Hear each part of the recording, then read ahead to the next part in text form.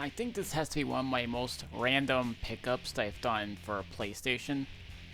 And turns out I've actually enjoyed playing this game. This is Crimsonland. Apparently this came out in 2003 as a shareware title.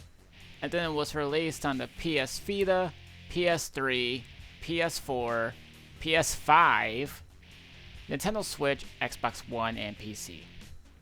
Yes, you heard me correct. There's too many PlayStation versions, so if you guys were to buy this on PlayStation for any system, then you're entitled getting the rest of the versions for free. So meaning you just play on a PS Vita, PS3, PS TV is compatible. It's PS Vita on the TV that don't know what it is, so thought I'd make that clear. Now, what's interesting about the PlayStation version is that I played on the PS5 version. Now, I'm pretty sure this entitles to the PS4 version as well, but you can actually use the touchpad to like aim and fire, which is something unexpected, but it's actually unique. So this is a horde shooter game where you survive against zombies, maybe just mutated monsters, maybe spiders, anything else like that.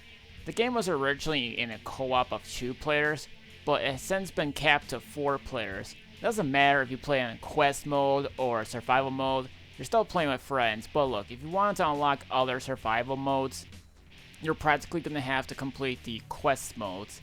There's also difficulty options, but you'll have to unlock them by completing these said difficulties.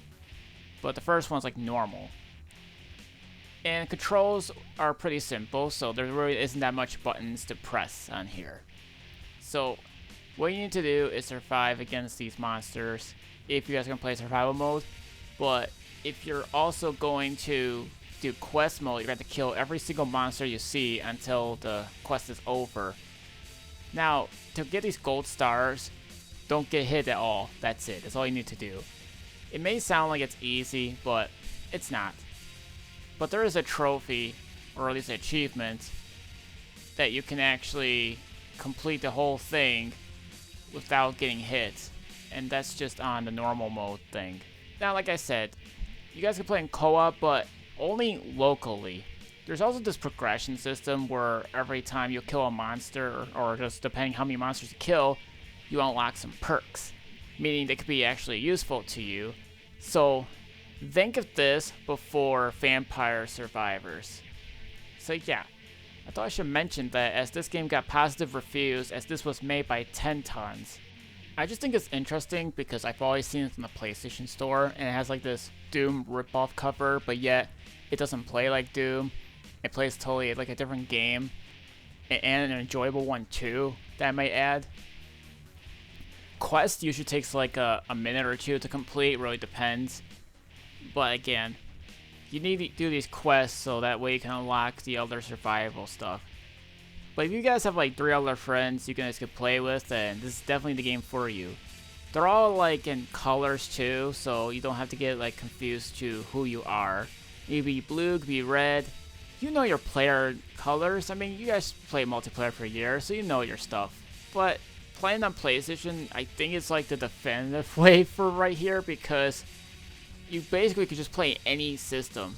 PS Vita, PS3, PS4, PS5. PS5 is like the latest release, and this game is still getting its releases to this day. But it's funny because it never got Xbox 360 release, but a PS3 version did. But I think the only differences besides resolution changes is faster load times. And like I mentioned, the touch controls with the whole PlayStation controller, which is something like if you were to control a mouse, which is something that you wouldn't expect a game like this to use touch controls with the touchpad, but somehow it works. You can always use the aim or just fire, you just press the touchpad, and that's pretty much it. But if you guys don't want to use the touchpad, you can just use the R stick. I mean, it's there, so you guys can do anything you want there. You can also like change the options if you like want vibration to be on or off. That really just depends. I mean, you could do whatever you want, but all I can say is you're gonna have to do your best to survive in this game. It's also like one of the cheaper games to get. It was actually on sale when I got it, so I got that, played it on the Vita and the PS3. Plays pretty good.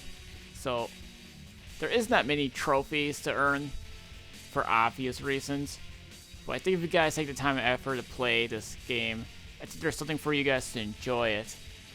I also say that because it just feels old schooly in a good way.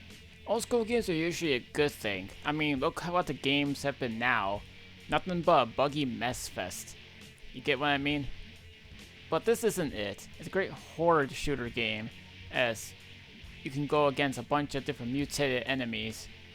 And some of them have their own difference of, like, their resistance. Like, I tried fighting these spider bots with a shotgun. It was not a good idea.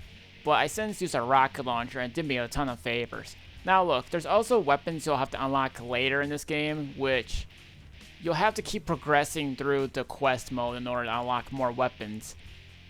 But make sure you use the right perks. You can actually enable them or disable them too, which I should mention this real quick before I forget, as that is in the options. But you guys can do whatever you want, play your own way. Play like no perks or with perks, it doesn't matter to me. Play however you feel. I definitely say pick this game up if you guys are up for the challenge.